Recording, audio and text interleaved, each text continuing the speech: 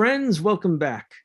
We're delighted to have with us today Professor Stephen Nagy, Senior Associate Professor at International Christian University in Tokyo.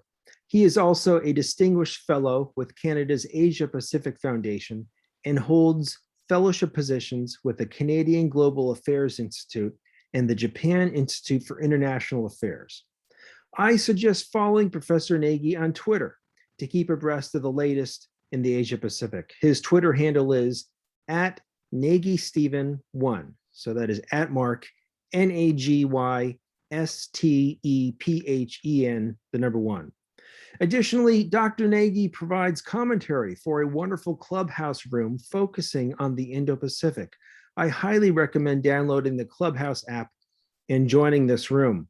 The Clubhouse room is called Geopolitics of the Indo-Pacific and Japan's Regional Role. Professor Nagy, welcome. It's good to see you again. Good to be back, Ted, and thanks again for having me. I loved the discussion last time. Well, wonderful. The 2021 Liberal Democratic Party leadership election in Japan will be held this Thursday, September 29, to elect the next president of the Liberal Democratic Party of Japan. The winner of the election is expected to become the next prime minister of Japan. 3 of the 4 candidates appear to be receiving the most coverage in the Japanese media. I'm referring to Mr. Kono Taro, the Minister for Administrative and Regulatory Reform, Mr. Kishida Fumio, a former foreign minister, and Ms. Takaichi Sanae, a member of the lower house representing Nada's 2nd district. They appear to be getting the most attention in the press and polling the strongest. Can you tell us a bit about each of these 3 candidates and what their strengths and weaknesses are? Right, Ted, thank you very much. Yes, it's a consequential election for the LDP, the Liberal Democratic Party. Depending on who they choose, the party could move in a somewhat more radical direction in terms of leadership, in terms of style, and in terms of communication. But that being said, I think that amongst the 3 candidates that the decision will be made within the party. And I think that's incredibly important for us to be thinking about rather than a general election. And within the party, what we see is that the LDP policymakers and those that are voting really seem to be favoring in a second round vote, Mr. Kishida.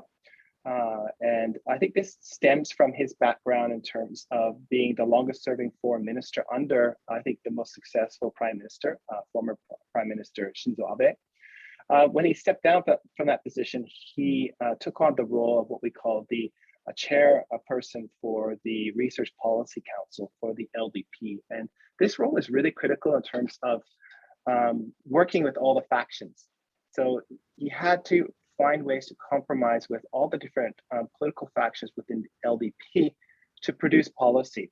So it's a really important skill to demonstrate your communication skills, your ability to form consensus within the party, and the importance of understanding the party dynamics and the politics there. So he has not been overtly supported by the former Prime Minister Abe this time around, but their previous relationship, and I think their track record together suggests that they would, former Prime Minister Abe would be happy to have Kishi as Prime Minister.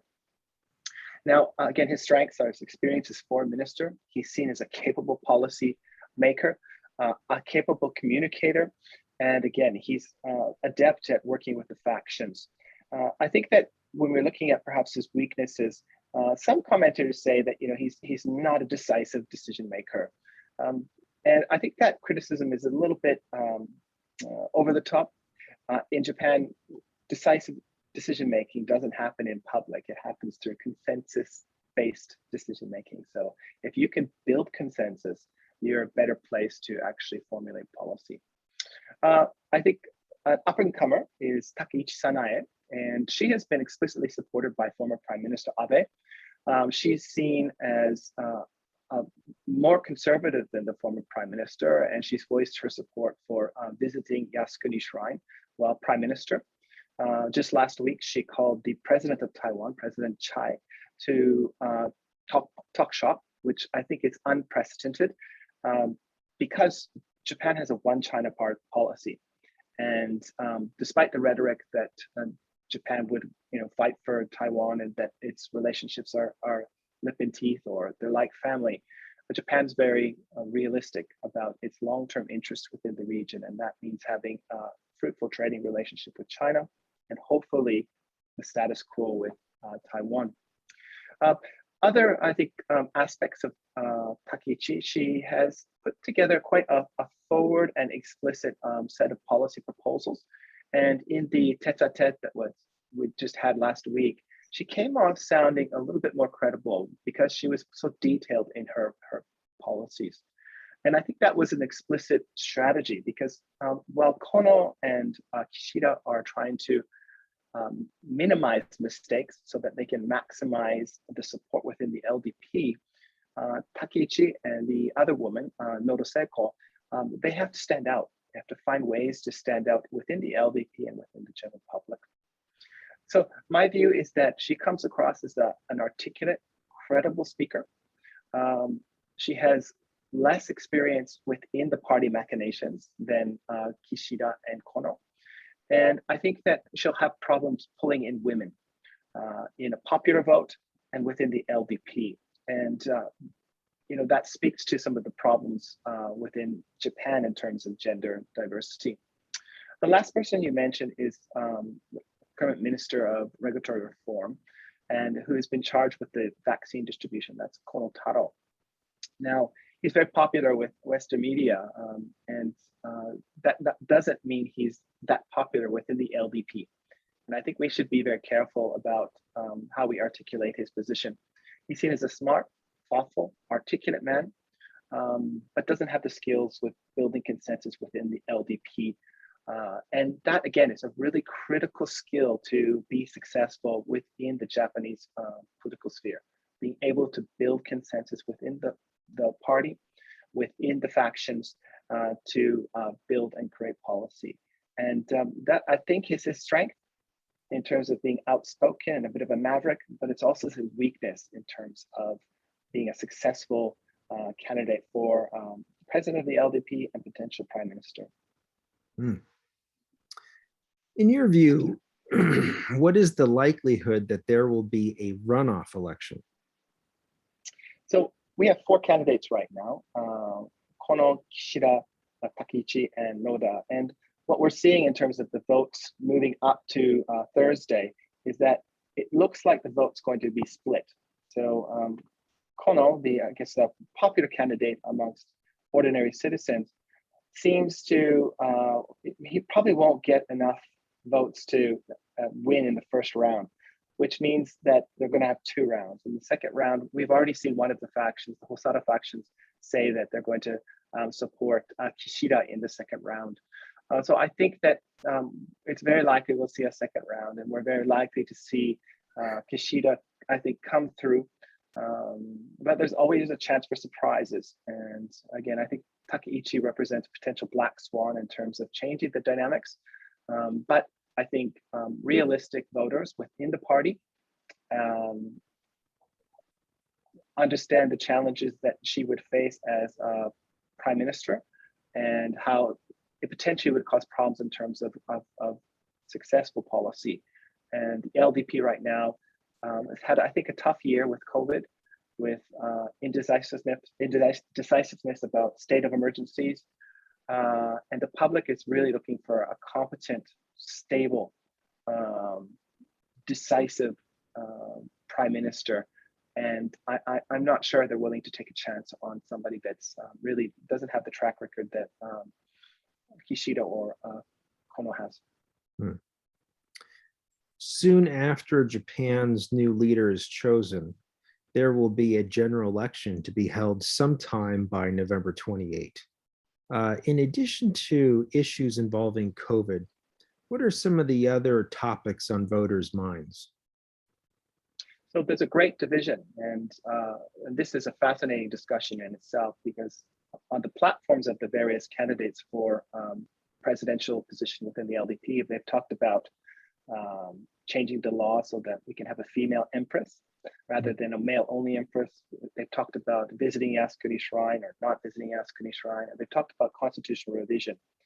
Now, quite honestly, these are not the ordinary issues that ordinary Japanese people are interested in. These are positions within the party to get credibility as a conservative. For ordinary Japanese citizens, they want wage increases. They want to see their property prices increase. They want to see their health care and their pensions be secured. I think they would like to see a tax reduction. I think that they're looking for relief from COVID and for the government to address some of the growing social economic inequality that has emerged, not just in the COVID pandemic, but over the past decades.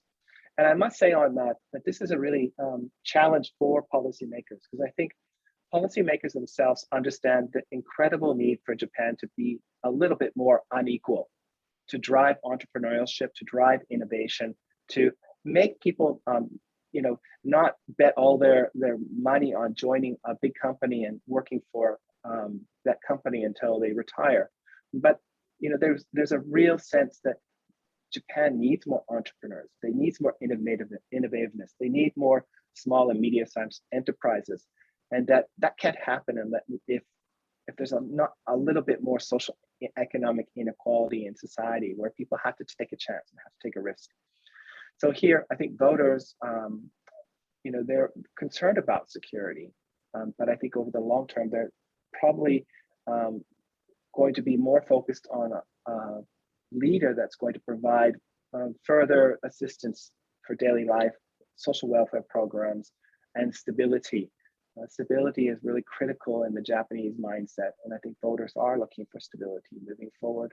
And that goes back to my point about why I think Kishida is likely to be the next prime minister, because he ushers in stability and predictability, highly valued and sought after criteria for the voters in Japan. President Biden recently announced a new security partnership between the United States, the United Kingdom, and Australia, which we're calling AUKUS, focused on the Indo-Pacific region that includes the sharing of nuclear submarine technology with Australia. How does Japan view this development? And more broadly speaking, how does Southeast Asia view that development? Great question. So I think for Japan, they see the AUKUS agreement as being a significant force multiplier in terms of providing security to the region and ensuring that the region doesn't really reconfigure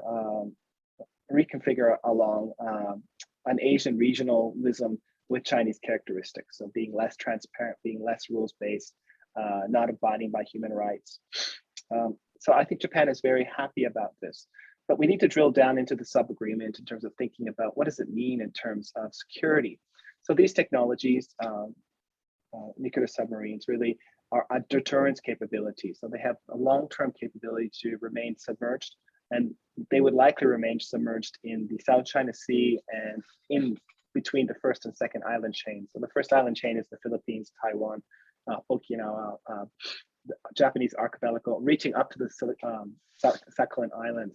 So remaining submerged, and if God forbid there was some kind of aggressive or accidental conflict within the region, that those subs would act as a deterrence against a potential enemy or aggressor. And I think most are thinking about China. But beyond that deterrence capability that Japan is very much interested in, because they're on the front line of Chinese assertive behavior in the East, South China Sea and the Taiwan Straits, that I think they also see it as a real commitment to intelligence cooperation, technological cooperation, academic exchanges, and just long-term and deep engagement amongst these three countries. And it'll bolster Australia's position to be much more independent vis-a-vis China. And we should always remember that Japan has a very strong relationship with Australia, and it will likely sign a defense treaty next year. So Japan will benefit from this. Southeast Asia views this differently. And I think that ASEAN, the organization of 10 Southeast Asian countries, worry that this will remove ASEAN centrality from the region's integration, that the decisions of the region moving forward, that ASEAN would be kind of the guide, the driver of regional integration. But when we take a more granular look at the Southeast Asian countries, I think they're happy. Some are happy about what this means, because it means that the United States and its closest allies are bringing more deterrence capabilities to the region in a more institutionalized fashion. So the Philippines and Vietnam, these countries are not necessarily celebrating this back in Hanoi or Manila, but I think they understand it as a much more committed and robust layer of protection within the region that can push back against how they understand China to be an assertive power within the region. But others like Singapore, Malaysia, they are a little bit less supportive of these kinds of initiatives, because up to now, Southeast Asia has really been a non-nuclear zone. And the fact that these nuclear submarines will be introduced into the region, even though the Australians don't hold nukes, for some, they feel that this is perhaps the first step towards nuclearization of the region. And this is something that nobody really wants within the region.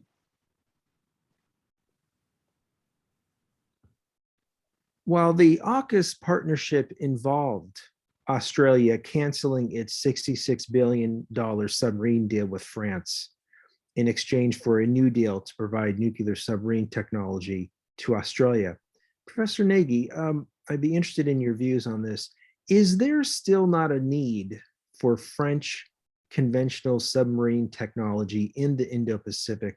In other words, do you think the French have a role to play in providing their submarine technology to states like the Philippines or Vietnam, maybe Indonesia, each of whom have under-equipped navies and who have their own issues with China? And could the Quad maybe provide some sort of financing mechanism to provide French subs to these countries? That's a lot of questions to unpack. So I think the first reason why the nuclear sub option was taken by Australia was simply is that these are much more sophisticated technologies that are better equipped for what I think the United States, Australia, and the UK understand as the real challenge in the Indo-Pacific, the maritime domain. So being able to provide the most sophisticated deterrence capabilities through nuclear submarines. And with that, I think that it was the right choice. Should have been communicated better by the Australians to the French. And that leads to the next question. So what kinds of technologies do Southeast Asian countries require to build deterrence capabilities within the region? So here, I think that any kind of deterrence capability is good. Is the French submarines the best choice? Remember, there's Japanese submarines, there's German submarines, and I think that this week we've heard a lot of noise from our French friends, but the question is this just crocodile tears? Let me just remind you that 5 or 6 years ago, when the Australians were competing, or the Japanese and the French and the Germans were competing for the Australian contract, the Germans fell out, and right to the end it was neck and neck with the Japanese and French. And there was some underhanded ways that the French got the contract. So I think we should be careful about how we characterize the French position. Their technologies are needed within the region. The question is can they be afforded by Indonesia, the Philippines, or Vietnam? And I think that there's really open questions there in terms of, can they afford it? Second, what kind of deterrence capabilities could these subs provide? And third, would they be synergistic with existing capabilities? I think that's a lot to think about for Southeast Asian countries.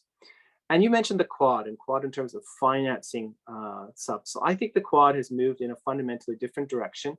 I think the Quad is moved towards the provision of public goods.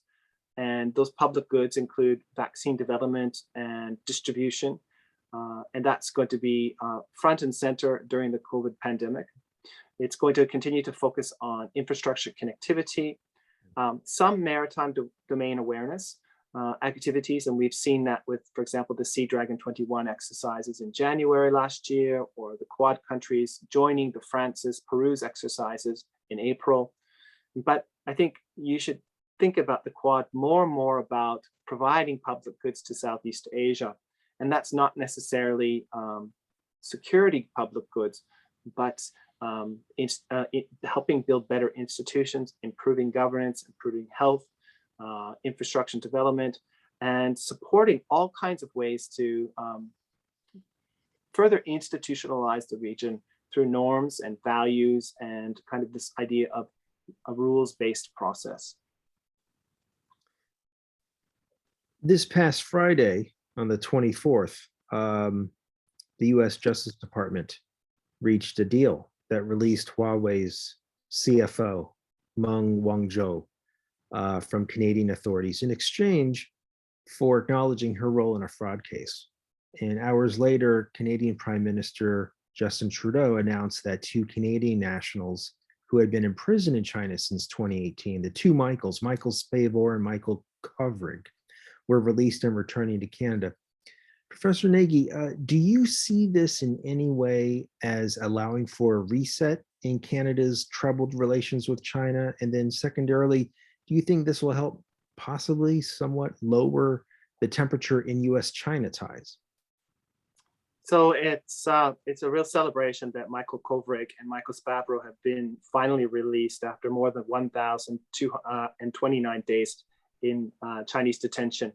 And the timing was within hours of the announcement of Ms. Meng Wanzhou being released from Canadian authorities. And it really sends the strongest signal that the Chinese did have a political motivation for arresting both Kovrig and Spavor, and that they wouldn't have budged from their position until Ms. Meng was released. So I think it's a wake-up call for Canadians. I think it's also a wake-up call for any middle powers and friends of the United States that China understands that hostage diplomacy and these kind of bullying tactics work. They work in terms of getting their nationals back, in terms of pressuring friends of the United States. And they will do it again. And we should be very clear. There's many Japanese still in detention in China. There's Australians are in detention in China. There's Vietnamese in detention in China under similar auspices. So I think the initial post-mortem of this tragedy is that Canada needs to have a much more sober approach to how it deals with China. At the same time, it needs to engage in China. China will be, I was speaking to a friend the other day, over the past 300 years, 300 million Chinese have either killed themselves or been killed in wars, and they're still here. And in the next 100 years and 200 years, China will still be here, and it will be the biggest economy in the world. It will be influential. Canadian policymakers understand that we must have a proactive relationship, a positive relationship, a constructive relationship with China. At the same time, we need to call it out on human rights infractions. We need to protect our interests. For example, our interests in Hong Kong with more than 300,000 Canadians there, and our interests in supply chains and the sea lines of communication throughout the region, which are really being challenged by Chinese behavior under Xi Jinping.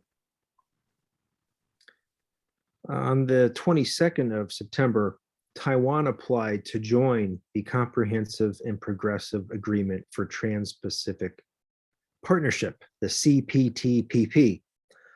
This took place less than a week after China announced it had also submitted an application to join the trade bloc. Two questions for you, Professor Nagy. Number one, the CPTPP was initially created by the US to counter China's influence, although the US ended up withdrawing from the agreement under former President Trump. Is the trade bloc's goal still to counter China's influence, or has the promise of the riches associated with Chinese trade overridden this original objective? So, Ted, so the TPP, and let's just say TPP, it's so much easier. Yeah. It was initially founded actually by Southeast Asian countries. And then Australia saw the merit of it. And when Japan jumped in, it became something important, right? This economy of 125 million middle-class people. And at that point, the United States said, let's get on, right? Let's get on the train. So the United States wasn't the founder of this agreement. They kind of joined it. And I think this is probably one of the reasons why they left it. The United States is a trade deal maker, not a trade deal joiner. So I think that when we think about why China has applied over the past week, and then Taiwan applied, China wants to send the strongest signal to the region that on the one hand, it wants to engage in trade. At the same time, they want to send a very strong message to the region that Taiwan better not get into the trade agreement. So likely what we're going to see is China's application will be denied because it has problems with labor standards, problems with environmental standards, problems with intellectual property right. But most crucially is the role of state-owned enterprises. Under Xi Jinping, the role of state-owned enterprises have been strengthened, not weakened. And the TPP, one of the chapters, really stresses the need to eliminate state-owned enterprises from the economy because they shape and they warp how trade works. So it's unlikely that China is going to get in, frankly, because many of the countries don't want them in it, but also because they just don't meet the basic standards. So what about Taiwan? I think on paper, Taiwan meets all the standards of the TPP. The problem is that some of the current members of the TP, Malaysia, Brunei, perhaps Vietnam, perhaps Singapore, they are in China's backyard, and China could perhaps pressure them to prevent Taiwan's application from moving forward. That's the likely scenario because anytime that Taiwan joins an international organization, it legitimates its position as a, excuse me, as an independent entity of some kind. And that's something that China works very, very hard in its foreign policy to prevent any kind of inclination that Taiwan is anything but a province of China. So it's complicated, but I don't see China's application moving forward. And I do see a potential for Taiwan to move forward incrementally. This past Friday, on September 24, the Quad leaders met at the White House, where they reiterated their call for a free and open Indo-Pacific. How do you assess the September 24 Quad summit? And what do you think is the current state of the Quad? And lastly, are there any weak links or particular problems that you see with the Quad? So I think it's very significant that Prime Minister Suga, Prime Minister Modi, Prime Minister Morrison, and President Biden came together in the White House for a Quad meeting. This is the first time that the leaders have come together and focused on their vision for the Quad moving forward. And the readout of the Quad meeting was very, very significant. They talked about some really core issues that this region is looking at. They focused on peace and stability in the Taiwan Straits. They focused on East China Sea. They focused on the South China Sea. They talked about open trading systems, rules-based behavior. These are all really critical areas that they want to focus on. But at the same time, the Quad members touched upon what they're going to do to provide public goods to the region. And they reiterated the fact that they want to provide vaccines to emerging countries. And that means helping India produce vaccines and then distribute those vaccines to emerging countries. They talked about infrastructure connectivity. They talked about the cyber domain. They talked about open sea lines of communication.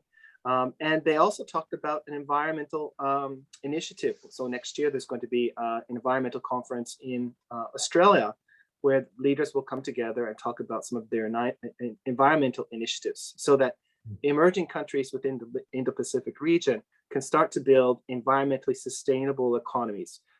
And that's really important because it demonstrates the Quad is looking at the region, not just in terms of security, but what are their needs? How can they strengthen them?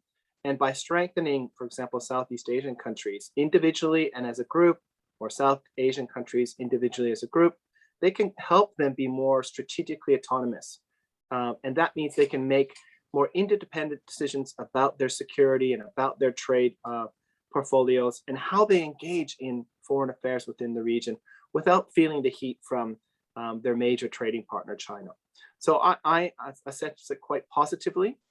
And what's interesting is that they also mentioned how it complements the AUKUS agreement between Australia, the United States, and the UK. So they are complementary organizations rather than competing organizations. And I think that's important for us to understand. Lastly, 2 questions about Japanese food, if I may. Sure. So we're now in late September, and I think maybe various fish are now in season, sanma, maybe katsuo, but also other foods that Japanese typically eat in the autumn, yakiimo and oden. So I wanted to ask, what are you and your family eating now that fall has set in, and has your routine changed, or is it pretty much just the same? So the dreadful heat and humidity of summer is gone. So that means that we can start wearing jackets and go outside more and enjoy nature. So that's one of the great things about Japanese fall is that it's really mild, it's long, and you can just spend hours and hours in parks enjoying yourself. So in terms of food, I think as you mentioned, sanma and saba. So that's mackerel. Different kinds of mackerel are very popular in this season, and it's a wonderful fish that you grill, and it's quite an oily fish that has distinct flavors. Pumpkin is in season during this season, so a lot of things are made with pumpkin, and that's really, really wonderful. And of course, the fish is just wonderful. So in our house, we eat a lot of grilled fish, fresh fish, during this season, just because it's just so tasty and it's light and it's easy to cook. So that's some of my favorites. And I'm getting ready for things like it's called oshiroko, and it's sea bream, which is also really, really tasty. I think your listeners can research it and they might be surprised what it is. Okay. So follow-up question, what is the state of curry in Japan now? And by that, I mean, I know it's a strange question, but have the eating habits of youngsters in Japan changed at all in recent years? Because when I studied in Tokyo some 20 years ago, my classmates and I, we kept our expenses under control by eating curry early and often. As a result, I'm addicted. But are high school and college students, are they still eating curry as much as they used to, or have they transitioned to other things? I don't know, Moss burger or something else? No, at university cafeterias, and if you go to sports camps, kendo camp, rugby camp, curry is a staple. Big bowl of rice with a whole bunch of curry and some meat.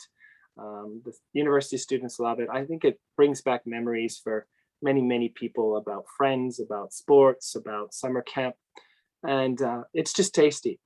So I think junk food is popular everywhere, but those staples like curry rice, which is what you had when you were here, is so popular, and I think it's here to stay. Well, all good news. Long live curry, long live chicken katsu curry, in my opinion. But it's wonderful. Well, Professor Nagy, I know you have many commitments and that you are very busy. So I really appreciate you taking the time for this very enlightening interview. Thanks, Ted. I think this kind of discussions are really, really important, and I encourage people to reach out. And if they do have questions, they can contact me. And get in touch, use webinars, use Clubhouse, use Twitter, be proactive learners about the Indo-Pacific. And I think you'll be better for it. Thank you again.